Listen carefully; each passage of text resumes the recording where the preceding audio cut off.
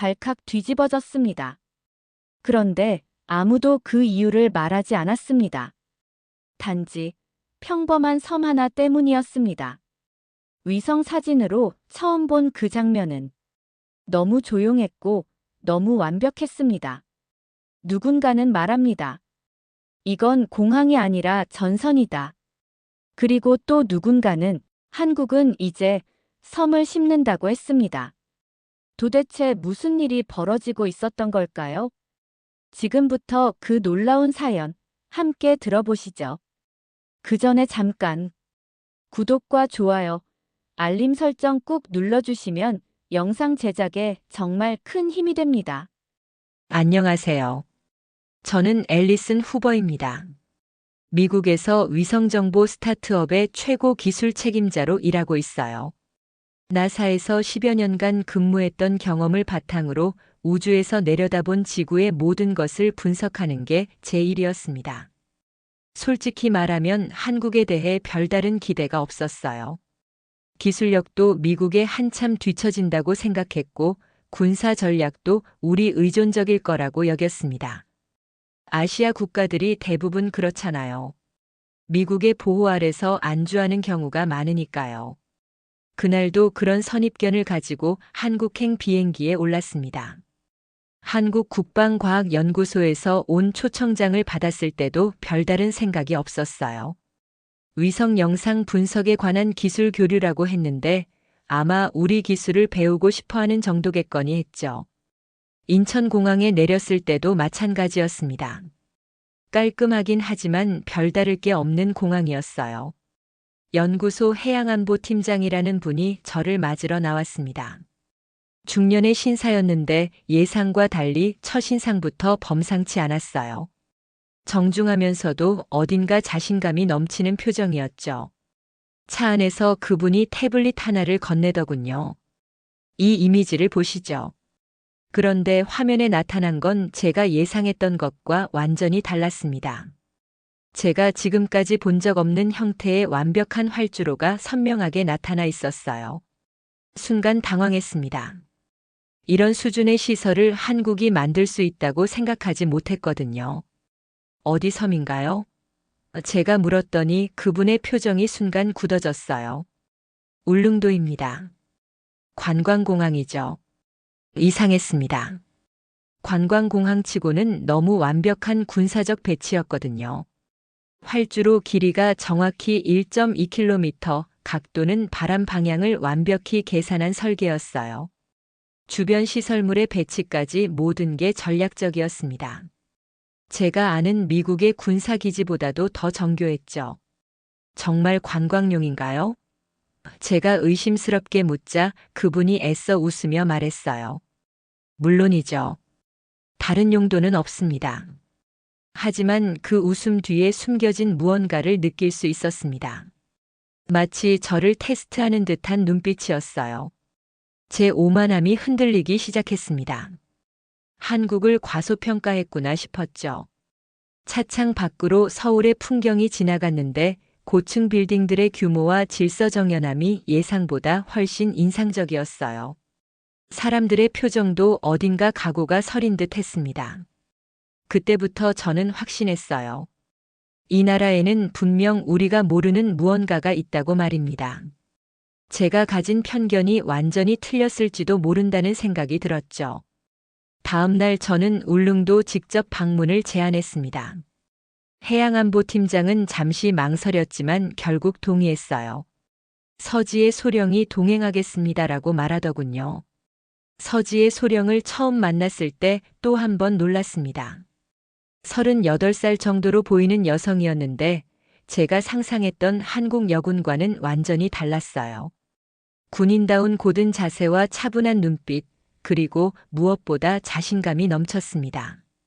하지만 첫 대화에서부터 우리는 충돌했습니다. 왜 이런 격오지에 군사시설도 아닌 공항을 지어야 하나요? 제가 솔직하게 물었어요. 사실 속으로는 이런 비효율적인 투자가 한국의 한계라고 생각했거든요. 그런데 갑자기 헬기 조종사가 무전기를 들더니 급히 말했습니다. 소령님, 북쪽에서 정체불명 항공기가 접근 중입니다. 회항 지시가 내려왔어요. 순간 기내 분위기가 얼어붙었어요. 서지의 소령의 표정이 순식간에 바뀌었습니다. 여유롭던 미소가 사라지고 군인의 차가운 눈빛이 나타났죠. 얼마나 가까이요? 약 50km. 아직 영공 침범은 아니지만 비행 패턴이 수상합니다. 제 심장이 빨리 뛰기 시작했어요. 이런 상황은 처음이었거든요. 미국에서는 이론으로만 배웠던 영공 침범 상황이 눈앞에서 벌어지고 있었습니다. 위험한가요? 제가 떨리는 목소리로 물었어요. 서지의 소령이 침착하게 대답했습니다. 일상입니다. 월 평균 15회 정도 있어요. 그런데 그녀의 손이 무전기를 꽉 쥐고 있는 걸 봤어요. 일상이라고 하지만 긴장하고 있다는 증거였죠. 울릉도 접근을 계속할까요? 조종사가 물었습니다. 아니요. 포항으로 회항하세요. 서지의 소령이 단호하게 지시했어요. 그리고 저를 향해 말했습니다. 죄송해요. 오늘은 여기까지만요. 헬기가 방향을 틀면서 저는 창밖을 바라봤습니다. 저 멀리 울릉도가 보였는데 갑자기 그 섬이 다르게 느껴졌어요. 단순한 관광지가 아니라 최전선이었던 거죠.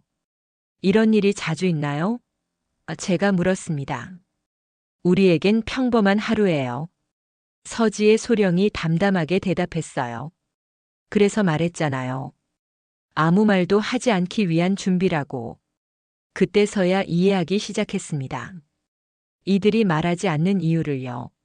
매일매일이 긴장의 연속인데 그때마다 큰 소리를 낼 순 없잖아요. 침묵이야말로 이들의 생존 방식이었던 거죠. 포항에 착륙한 후 서지의 소령이 말했습니다. 내일 다시 시도해보죠. 오늘은 조금 특별한 날이었네요. 특별하다는 게 뭔 뜻이에요? 보통은 이렇게 가까이 오지 않거든요. 그녀의 표정이 심각해졌어요. 뭔가 테스트하고 있는 것 같아요. 이틀 후 드디어 울릉도에 갈 수 있었습니다. 다행히 북쪽은 조용했고 날씨도 맑았어요. 하지만 전날의 일 때문인지 헬기 안 분위기는 여전히 긴장되어 있었습니다. 울릉도에 발을 디딘 순간 전율이 흘렀어요. 1.2km의 활주로가 저 앞에 완벽하게 펼쳐져 있었거든요. 위성으로 볼 때와는 완전히 다른 느낌이었습니다. 실제로 서 있으니 이곳의 전략적 가치가 피부로 와 닿았어요. 현지 이장님이 저희를 맞아주셨습니다. 70대 정도 되어 보이는 분이었는데 특유의 따뜻한 미소가 인상적이었어요. 미국에서 오셨다니 반갑습니다. 저는 호기심을 참을 수 없어서 직접적으로 물었습니다. 이장님, 이 공항이 정말 관광용인가요? 그러자 이장님이 빙그레 웃으시며 대답하셨어요. 모닝 사러 갔다가 롤스로이스 타게 되는 나라지요. 우리야 늘 준비되어 있어요. 그 순간 제 가슴이 철렁했습니다. 이장님의 눈빛에서 읽힌 건 단순한 자부심이 아니었어요. 70년간 축적된 각오였습니다. 전쟁을 겪은 세대의 무게감이었죠. 활주로를 따라 걸으며 저는 점점 불안해졌어요. 모든 것이 완벽했거든요. 콘크리트의 두께, 표면의 마감, 주변 시설물들의 배치까지. 제가 미국에서 본 어떤 군사시설보다도 정교했습니다. 저기 보이는 건물들은 뭐죠? 제가 떨리는 목소리로 물었어요. 정비고예요. 서지의 소령이 간단히 대답했습니다. 하지만 그 정비고를 보는 순간 제 머릿속이 하얘졌어요. 입구의 크기가 일반 항공기용이 아니었거든요. 전투기, 아니 그보다 더 큰 무언가를 위한 설계였습니다. 손이 떨렸습니다. 제가 지금까지 믿어왔던 모든 것들이 흔들리고 있었어요. 미국이 세계 최강이라는 믿음, 한국이 우리에게 의존적이라는 생각, 모든 게 무너지고 있었습니다. 이장님이 자랑스럽게 말씀하셨어요. 응급 상황이 생기면 30분 안에 활주로를 사용 가능한 상태로 만들 수 있어요. 30분. 미국의 일반 공항도 그 정도 시간이 걸리는데 이 작은 섬에서 30분이라니. 제 입이 바짝 말랐습니다. 이들은 대체 얼마나 오래 준비해 온 걸까요? 마을 사람들도 모두 아시나요? 제가 간신히 물었어요. 당연하죠. 다들 자기 역할이 있어요. 이장님이 당연하다는 듯 대답하셨습니다. 그때 깨달았습니다. 이건 단순한 시설이 아니라 70년간 이어져 온 생존 시스템이었어요. 온 국민이 하나가 되어 만든 거대한 방어망의 일부였습니다. 제 다리에 힘이 빠졌어요. 서지의 소령이 제 어깨를 잡으며 물었습니다. 괜찮으세요? 저는 지금까지 뭘 본 거죠? 제가 떨리는 목소리로 물었어요. 진짜 한국을 보고 계세요. 서지의 소령이 조용히 대답했습니다. 울릉도에서 돌아온 지 사흘 후 저는 또 다른 제안을 받았습니다. 흑산도 방문이었어요.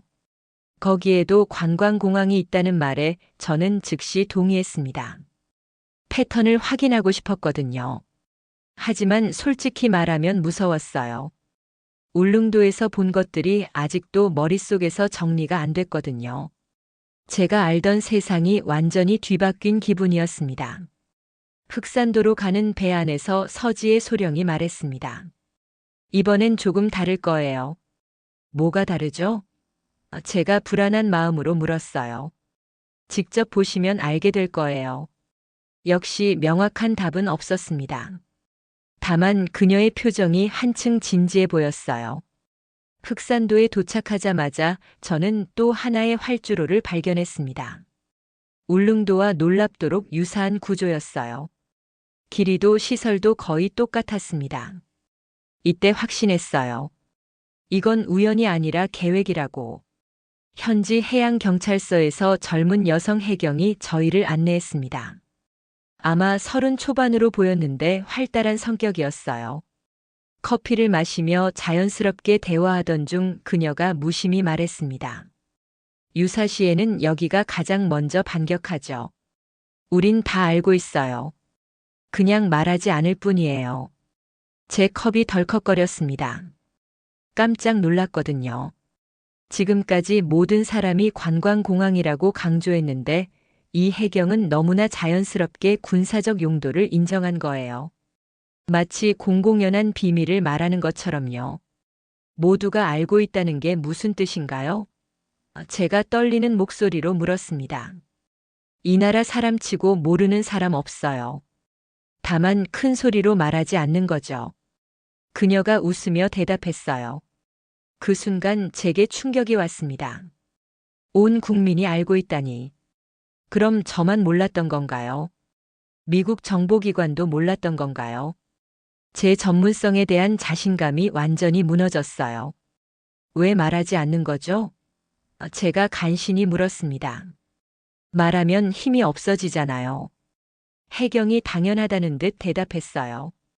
비밀이니까 무서운 거지 다 알면 뭐가 무서워요. 제 손이 떨렸습니다. 이건 단순한 군사 전략이 아니었어요. 민족 전체가 공유하는 생존 철학이었습니다. 말하지 않음으로써 더 큰 힘을 만들어내는 집단 지혜였죠. 그때 저는 처음으로 서지의 소령에게 직접적으로 물었습니다. 당신들은 왜 이렇게 말을 아끼나요? 저는 이해가 안 돼요. 서지의 소령이 잠시 바다를 바라보더니 조용히 대답했어요. 말하는 순간 우리의 힘은 반감됩니다. 침묵이야말로 우리의 무기죠. 하지만 미국에서는 제가 말하려다 멈췄어요. 갑자기 제가 얼마나 순진했는지 깨달았거든요. 미국은 강하니까 말할 수 있어요. 우리는 약하니까 말하지 않는 거예요. 서지의 소령의 말이 가슴을 찔렀습니다. 그날 밤 저는 잠을 이룰 수 없었어요. 제가 지금까지 가졌던 모든 확신들이 흔들리고 있었습니다. 백령도 방문은 완전히 다른 차원이었습니다. 울릉도나 흑산도와 달리 여기는 명백한 최전선이었어요. 철조망, 무장한 병사들, 그리고 쌍안경 너머로 보이는 북한 해안선까지 모든 것이 긴장감으로 가득했습니다. 여기서는 관광공항이라는 말 안 하시겠죠? 제가 서지의 소령에게 반쯤 농담으로 물었습니다. 그러자 그녀가 처음으로 진짜 웃음을 보였어요. 여기선 굳이 숨길 필요가 없으니까요. 백령도의 활주로는 앞에 두 곳과 또 달랐습니다. 더 실용적이고 더 직설적이었어요. 위장의 여지도 필요도 없는 곳이었죠. 하지만 바로 그 점이 앞에 두 활주로의 진짜 의미를 더욱 명확하게 해줬습니다. 저기 보이는 게 북한인가요? 제가 쌍안경을 들고 물었어요. 네. 12km 떨어져 있어요. 서지의 소령이 담담하게 대답했습니다. 맑은 날에는 사람도 보여요. 그 말에 온몸에 소름이 돋았습니다. 12km. 제가 출퇴근하는 거리보다 가까웠거든요. 이곳 사람들은 매일 그런 긴장감 속에서 살고 있었던 거죠. 해가 질 무렵 서지의 소령과 함께 바닷가를 걸었습니다. 오랜 침묵 끝에 그녀가 고백했어요. 말하는 순간 우리 전략은 끝나는 거예요. 우린 침묵으로 경고하죠. 어떤 의미인가요? 제가 물었습니다. 적이 우리의 준비를 모를 때가 가장 강력한 억제력이 됩니다. 보이지 않는 칼이 보이는 칼보다 무서운 법이에요. 그때 문득 이해했습니다. 이들의 침묵은 두려움이 아니라 전략이었어요. 상대방으로 하여금 추측하게 만드는 거죠. 확실히 알 수 없으니까 더 조심스러워지는 겁니다. 그럼 저희도 그 전략의 일부인 건가요? 제가 물었어요. 어떻게 생각하세요? 서지의 소령이 되물었습니다. 그날 밤 저는 잠을 이룰 수가 없었습니다. 호텔 방에서 위성 지형 자료를 다시 분석했어요. 울릉도, 흑산도, 백령도의 위치를 삼각형으로 연결해 보니 완벽한 방어망이 나타났습니다. 동해, 서해, 남서해를 모두 커버하는 전략적 삼각형이었어요. 각 지점 간의 거리, 커버 가능한 해역, 상호 지원 가능성까지 모든 것이 치밀하게 계산되어 있었습니다. 제 손이 떨렸습니다. 이건 우연이 아니었어요. 수십 년에 걸친 계획의 결과물이었습니다. 그리고 저는 이제야 그 일부를 보고 있는 거였죠. 서울로 돌아온 저는 우연히 군사서적 전문 서점을 발견했습니다. 호기심에 들어갔다가 놀라운 사람을 만났어요. 퇴역 공병 출신이라는 사장님이었습니다.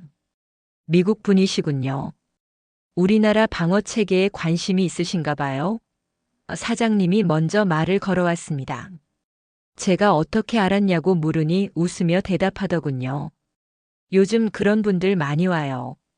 다들 궁금해 하시더라고요. 사장님과 대화하면서 저는 또 다른 관점을 얻었습니다.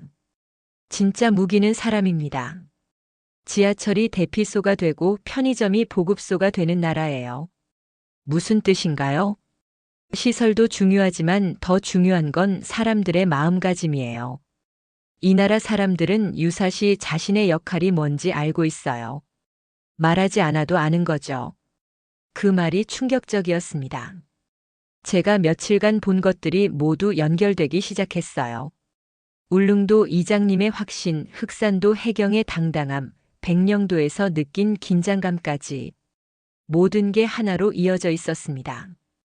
어떻게 그런 게 가능하죠? 제가 물었어요. 전쟁을 겪은 민족은 달라요. 한번 무너져 본 사람들은 절대 또다시 무너지지 않으려고 해요. 사장님의 목소리에 무게감이 실렸습니다. 그날 저녁 서지의 소령과 마지막 만남을 가졌습니다. 한강이 내려다 보이는 카페에서 우리는 마지막 논쟁을 벌였어요. 이런 시스템은 기술이 아니라 기억으로 만들어지는 거예요. 서지의 소령이 말했습니다. 전쟁을 겪은 민족의 집단 기억, 그게 진짜 방어력이에요. 미국도 전쟁을 겪었잖아요. 제가 반박했습니다. 하지만 본토에서 겪지는 않았죠. 앨리슨 씨, 미국엔 그런 게 있나요? 온 국민이 암묵적으로 공유하는 위기의식 말이에요. 저는 대답할 수 없었습니다. 정말로 없었거든요. 미국의 안보는 기술과 장비에 의존하지만 한국의 안보는 사람들의 마음에서 시작되는 것 같았어요. 그럼 저는 뭘 본 건가요? 제가 간신히 물었습니다. 살아있는 역사를 보신 거예요. 70년간 이어져 온 생존의 지혜를요. 서지의 소령이 조용히 대답했습니다.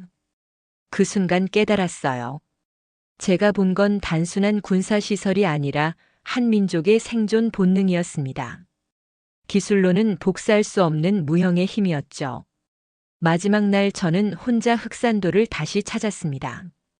절벽에 서서 바람을 맞으며 혼잣말을 했어요. 이건 항모가 아니야. 이건 항성처럼 고정된 전선이야. 항모는 움직이지만 이 섬들은 절대 움직이지 않습니다. 하지만 바로 그 고정성이 더 강력한 힘을 만들어내고 있었어요. 예측 가능하지만 동시에 피할 수 없는 존재감 말입니다. 드론을 띄워 항공 촬영을 하던 중 흥미로운 걸 발견했습니다. 콘크리트 구조물에서 이상한 곡선을 발견한 거예요. 자연스러워 보이지만 명백히 인공적인 설계였습니다. 미사일 경납고의 입구를 위장한 것 같았어요. 서지의 소령에게 연락해서 이 발견을 알렸습니다. 그러자 그녀가 처음으로 환하게 웃으며 말했어요. 이제 조금 보이시죠? 우리가 말하지 않아도 느끼는 방식이요.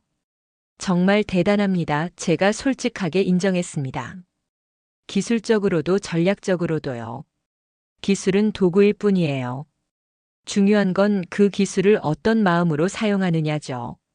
서지의 소령의 말이 가슴에 와 닿았습니다. 바닷바람이 얼굴을 스쳤어요. 짠맛이 났지만 이상하게 달콤했습니다. 이 작은 섬에서 느끼는 감정이 이렇게 복잡할 줄 몰랐어요. 두려움과 존경이 동시에 밀려왔거든요. 제가 변한 것 같아요. 제가 서지의 소령에게 말했습니다. 어떻게요? 지금까지는 기술이 모든 걸 해결할 수 있다고 생각했어요. 하지만 이곳에서 본 건 기술 이상의 무언가였습니다. 사람의 마음이죠. 서지의 소령이 미소를 지었어요. 그날 밤 저는 일기에 썼습니다. 나는 지금까지 하늘에서 땅을 내려다보며 모든 걸 안다고 생각했다. 하지만 정작 중요한 건 땅에서 하늘을 올려다보는 사람들의 마음이었다. 한국에서의 마지막 밤이었지만 저는 이미 변화하고 있었습니다. 기술자에서 한 걸음 더 나아가 인간을 이해하는 사람으로 말입니다. 별들이 반짝였어요. 똑같은 별인데 한국에서 보는 별은 왜 이렇게 다르게 느껴질까요? 아마도 제가 달라졌기 때문일 거예요. 인천공항에서 저는 마지막 메일을 작성했습니다. 본사 CEO와 동료들에게 보내는 보고서였어요. 하지만 일반적인 기술 보고서와는 완전히 달랐습니다. 이 나라에선 기술이 전쟁을 이기는 게 아니었습니다. 기업과 침묵이 전략이었죠. 저는 이렇게 시작했어요. 우리가 인공위성으로 모든 걸 감시한다고 생각하지만 정작 가장 강력한 방어력은 보이지 않는 곳에 있었습니다. 탑승구에서 기다리며 계속 써내려갔습니다. 우리가 우주를 향해 기술을 쏘아 올릴 때 한국은 바다에 전략을 심고 있었습니다. 그들의 침묵은 약함이 아니라 강함의 표현이었어요. 비행기 안에서도 생각이 멈추지 않았습니다. 한국의 그 작은 섬들이 보여준 것은 단순한 군사 전략이 아니었어요. 한 민족이 살아남기 위해 선택한 지혜였습니다. 말하지 않음으로써 더 큰 힘을 발휘하는 그런 지혜 말이죠. 창밖으로 태평양이 펼쳐졌습니다. 끝없이 넓은 바다였는데 이상하게 한국의 작은 섬들이 더 크게 느껴졌어요. 크기가 아니라 무게 때문이었겠죠. 일주일 후 뉴욕 본사의 회의실에서 저는 한국 방어 전략에 대해 발표했습니다. 파워포인트 슬라이드도 차트도 없이 그냥 제 경험을 이야기했어요. 동료들은 처음엔 의아해했지만 점점 집중하기 시작했습니다. 기술만으로는 해결할 수 없는 게 있습니다. 제가 마지막에 말했을 때 회의실이 조용해졌어요. 우리는 지금까지 하늘에서만 세상을 봤습니다. 이제는 땅에서 하늘을 보는 시각도 필요해요. 그런데 이상했습니다. 말을 하다가 갑자기 목이 메었어요. 한국에서 만난 사람들의 얼굴이 떠올랐거든요. 이장님의 미소, 혜경의 당당함, 서지의 소령의 조용한 확신. 그들이 지키려는 것의 무게가 느껴져서 잠시 말을 멈췄습니다. 앨리슨, 괜찮아? 동료가 물었어요. 네, 괜찮습니다. 제가 대답했지만 사실 괜찮지 않았어요. 제 안에서 뭔가 근본적으로 바뀌고 있었거든요. 그날 이후 저는 다른 사람이 되었습니다. 위성 데이터를 볼 때도 그 아래 살고 있는 사람들을 먼저 생각하게 되었어요. 기술은 수단일 뿐이고 진짜 중요한 건 그것을 사용하는 사람들의 마음이라는 걸 깨달았거든요. 제 이야기를 끝까지 들어주셔서 정말 감사합니다. 모두 안녕히 계세요. 오늘 사연은 여기까지입니다. 이건 단순한 기술이 아니었습니다. 실패를 두려워하지 않는 사람들, 시간마저 압축해 기적을 만들어낸 사람들. 한국은 포기하지 않는 사람들이 만든 나라였습니다. 여러분은 이 조용한 전략을 어떻게 보셨나요? 댓글로 여러분의 생각을 나눠주세요. 마지막으로 1초밖에 걸리지 않는 구독과 좋아요, 알림 설정은 감동적인 사연을 담은 영상 제작에 큰 힘이 됩니다. 지금까지 해외 감동 사연을 담아 여러분께 진심을 전하는 감동 고양이였습니다. 긴 영상 끝까지 시청해 주셔서 감사합니다. 더 좋은 이야기로 다음 시간에 찾아뵙겠습니다. 감사합니다.